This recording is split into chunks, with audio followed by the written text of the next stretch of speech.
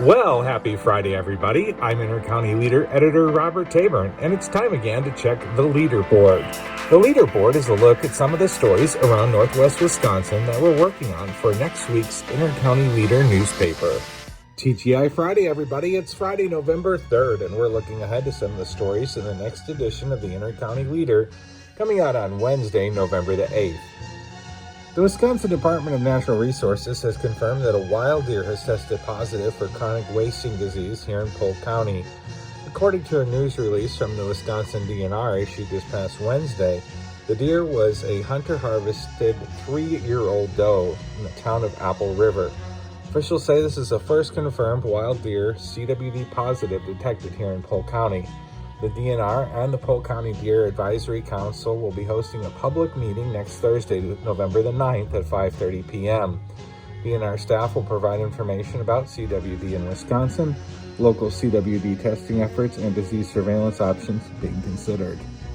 Multiple Polk County road crews were busy the past 2 weeks or so filling and patching local highways ahead of the upcoming winter weather season.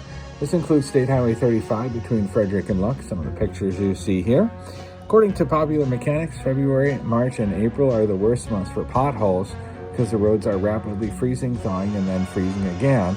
However, September and October, and now a little bit into November, are not far behind because we're near the end of the busier summer driving season and are months that patching crews normally do not do much work.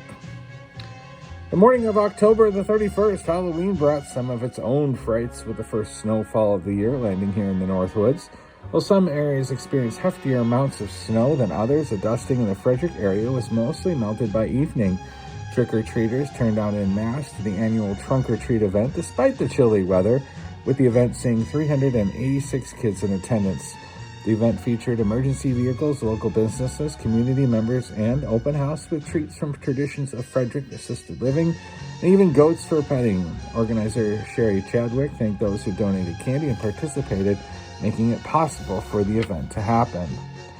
And our coverage of playoff fall sports continues. Later this morning, St. Croix Falls plays in the state tournament over at the Resch Center in Green Bay. They take on Cuba City just a couple hours from now at 11:30 a.m. If they win and advance to the state championship game, they will play tomorrow against either Howard's Grove or St. Mary Catholic. We're also busy covering playoff football action where a couple of teams are still alive and also playing later tonight. St. Croix Falls is playing an away game up in Northwestern, and we have Grantsburg playing a home game against Cameron. All that, much more coming out in the November 8th Leader. Have a good weekend, everybody. Bye.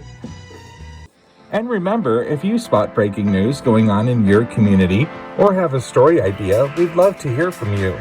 Drop our newsroom an email at editor@lakeland, all one word, .ws.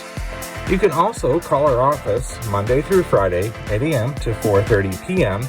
at 715-327-4236 to renew or become a new subscriber.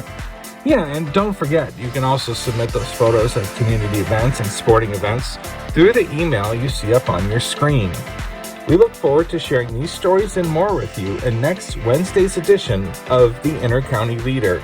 Until then, continue to follow the news at leaderICCPA.com.